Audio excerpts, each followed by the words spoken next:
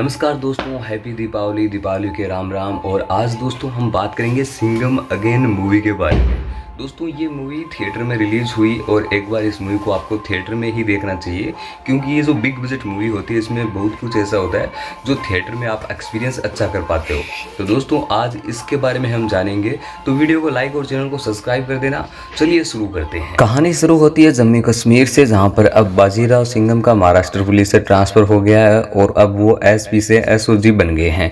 इस command post पर आने के बाद सिंघम को special commando force of advance weapon का एक्सेस मिल जाता है और उसका काम होता है जम्मू में क्राइम को कम करना और वहां पर युद्ध को गलत रास्ते से बचाना। अब ऐसे ही एक दिन सिंघम जम्मू और कश्मीर के रूट्स पर पेट्रोलिंग कर रहे होते हैं तो उनके ऊपर कुछ लोग अटैक कर देते हैं, लेकिन खुद को बचा लेता है सिंघम। उनमें से एक को बाइक वाले का पीछा करने लगता है। जब दोनों एंड पर पहुंच जाते हैं तो वह बाइक वाला हेलमेट उतारता है और वो होता है उमर हाफिज यानी जैकी श्रॉफ। उन दोनों में हाथापाई होने लगती है और सिंघम फाइनली उसको दबोच कर अरेस्ट कर लेता है। उमर हसीब से जब पूछताछ होती है तो वो बताता है कि नाम और सिंघम को वो क्यों मारना चाह रहा था। तो वो बताता है कि उसने और उसके साथ ही सिम्बा सूर्यवंशी ने कई साल पहले एक मिशन में उसके परिवार के लोगों को मारा और इसलिए वो उससे बदला लेना चाहता है। सिंघम कहता है कि अब जब उसने उसको पकड़ लिया है तो वो क्या बिगाड़ पाएगा। इस पर उमर हसीब कहता है कि उसने सब कुछ ऑलरेडी सेटअप कर रखा है और उसके सारे धंधे श्रीलंका से ऑपरेट हो रहे हैं। श्रीलंका में एक ऐसा खूंखार आदमी है जो सिंघम की धज्जियां उड़ा देगा और वो खूंखार आदमी कोई और नहीं बल्कि उसका पोता जुबेर होता है। बस इतना कहते ही सिंघम उमर को जेल में डलवा देता है। इसके बाद में सिंघम की मुलाकात होती है इंडिया के मिनिस्टर रवि किशन से। रवि किशन सिंघम को बताते हैं कि उमर श्रीलंका में रहकर नशीले पदार्थों का धंधा करता है और वो नशीले पदार्थ इंडिया में तमिलनाडु के जरिए सप्लाई करता है। इसी से वो पैसा कमाता है और इसी पैसे से अपने लोगों के लिए हथियार सप्लाई करता है। इसलिए रवि किशन कहते हैं कि वो स्पेशल सेल बनाना चाहते हैं और रो और सीबीआई की तरह ये सिर्फ श्रीलंका से ऑपरेट की जाए। और इसका हेड मिनिस्टर साहब बताते हैं सिंघम को और वो सिंघम को इसका हेड बनाना चाहते हैं। सिंघम तैयार हो जाते हैं। वो पूछता है कि इस सेल का नाम क्या होगा, तो रवि किशन कहते हैं कि शिवा स्क्वाड। अब 2 साल बाद का सीन दिखाया जाता है। हमें दिखाया जाता है कि सिंघम की पत्नी अवनी जो कि एक कल्चरल मिनिस्ट्री में होती है, तो वो उसकी टीम ने रामायण का एक प्रोग्राम रखवाया है जहां पर वो 9 दिन तक रामायण की पूरी कहानी सबको बताएंगे। और सिंघम शिवा स्क्वाड के ऊपर पूरी तरह से लगा हुआ था और तभी उन्हें खबर मिलती है कि साउथ में सूबे हाफिज के 3 मेन आदमी जिनके नाम होते हैं सरब, रंगा और बीजू, ये तीनों लोग श्रीलंका के जरिए नशीले पदार्थ सप्लाई करने के लिए आए हुए हैं। तो सिंघम वहां की पुलिस इंचार्ज को फोन करके बताता है कि फौरन उन लोगों को जिंदा पकड़ के महाराष्ट्र उसके पास भेजें। और वहां पर उनकी पुलिस इंचार्ज होती है लेडी सिंघम शक्ति सेठी, मतलब दीपिका पादुकोण। शक्ति सिंघम के ऑर्डर्स एक्सेप्ट कर लेती है और इन तीनों गुंडों को बड़े आराम से पकड़कर उनकी पुलिस चौकी में बंद कर देती है। वो तीनों शक्ति से कहते हैं कि अगर वो इन तीनों को छोड़ देती है तो उसे इतना पैसा मिलेगा कि उसकी पुलिस चौकी में जगह नहीं बचेगी, और अगर उसने नहीं छोड़ा तो ये पुलिस चौकी ही नहीं बचेगी। शक्ति उनकी बात पर ध्यान नहीं देती और उन्हें जेल में रखकर वहां से चली जाती है। अब शाम होते ही वहां पर खुद जुबेर और उसके आदमी आते हैं और सारे पुलिस ऑफिसर्स को मार देते हैं और उन 3 आदमियों को लेकर वहां से चले जाते हैं। इस घटना से शक्ति के दिमाग पर बहुत गहरी चोट लगती है और सिंघम को भी एहसास होता है कि उमर का पोता जुबेर सच में बहुत बड़ा क्रिमिनल है, ना कोई छोटा मोटा गुंडा। फिर एक दिन अवनी जो सिंघम की वाइफ है उसको टीम से पता चलता है कि उन्होंने जो रामलीला में दिखाने के लिए रामेश्वर की फुटेज रिकॉर्ड की थी वो किसी ने डिलीट कर दी है। इसीलिए अवनी डिसाइड करती है कि वो खुद रामेश्वर जाएगी और कैमरा लेकर और खुद ही वीडियो रिकॉर्ड करके लेकर आएगी।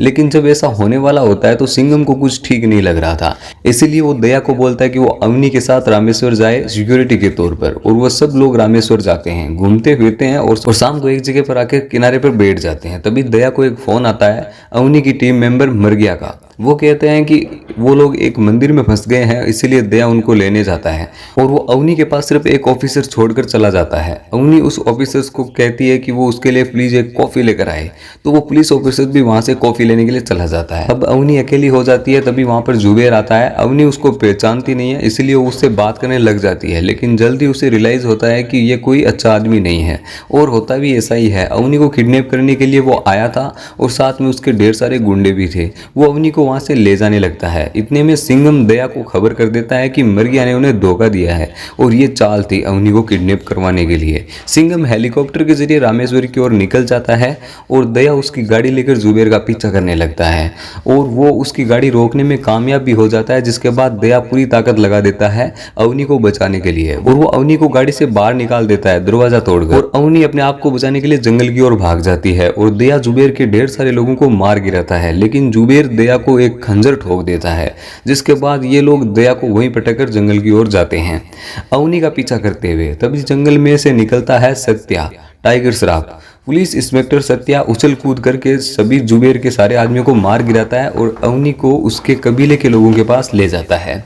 लेकिन जुबेर ऐसे तो अवनी को छोड़ने वाला नहीं था, वो सत्या के घर भी पहुंचता है और जोरदार अटैक करता है। सत्या पूरा जोर लगा देता है लेकिन अवनी को बचा नहीं पाता है और जुबेर उसको वहां से ले जाने में कामयाब हो जाता है। जुबेर अवनी को लेकर चला जाता है लेकिन सत्या पर बहुत सारे लोग अटैक कर देते हैं, मगर उनको बचाने के लिए वहां पर सिंघम आ जाते हैं और जुबेर अवनी को शिप के जरिए रामेश्वर से श्रीलंका ले जाता है। अब अगले दिन जुबेर सिंघम को फोन करता है और कहता है कि अगर अवनी को सही सलामत चाहिए तो वो लोग उसके दादा अमर हसीब को उसके पास श्रीलंका भेज दी। सिंघम कहता है कि कुछ भी बात करने से पहले उसे देखना है कि अवनी सही सलामत है या नहीं और इसके लिए वो पहले खुद वहां उसे देखने के लिए आएगा। जुबेर मना कर देता है और कहता है कि अगर वो यहाँ आएगा तो वापस नहीं जा पाएगा, अगर वो चाहे तो उसके किसी आदमी को यहाँ पर भेज दे। जिसके बाद में सिंघम को सिर्फ एक ही आदमी का ध्यान आता है, वो है सिम्बा। सिंघम सिम्बा को सारी बातें बता देता है और सिम्बा श्रीलंका जाने के लिए तैयार भी हो जाता है। सिंघम कहता है कि तुम फ्लाइट के जरिए कोलंबो जाएगा लेकिन तेरे पीछे पीछे वो भी चुपके से श्रीलंका आएगा, जिससे कि वो तेरी मदद कर सके। और अगले दिन सिम्बा की फ्लाइट कोलंबो लैंड करती है। वहां पर जुबेर के लोग मिलते हैं और उसे सीधे गाड़ी में बिठाकर जुबेर के अड्डे पर ले जाते हैं।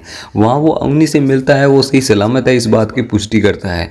तब उसकी बारी थी वहां से निकलने की, तो वो एक भरी गाड़ी चलाते हुए वहां से निकलता है। उनके टाइम्स की मदद से जुबेर के अड्डे में आग लग जाती है और जुबेर के आदमी उसका पीछा नहीं छोड़ते और आखिर में वहां पर सिंघम आ जाता है उसको बचाने के लिए। थोड़ी मारदाड़ होती है और वहां पर फिर जुबेर अवनी को लेकर आ जाता है। ये उनकी चाल थी तीनों को बंदी बनाने की और होता भी ऐसा ही है। वो तीनों को उसके अड्डे पर कैद करके रख लेता है। अब उनकी बात होती है सीधे मिनिस्टर रवि किशन से।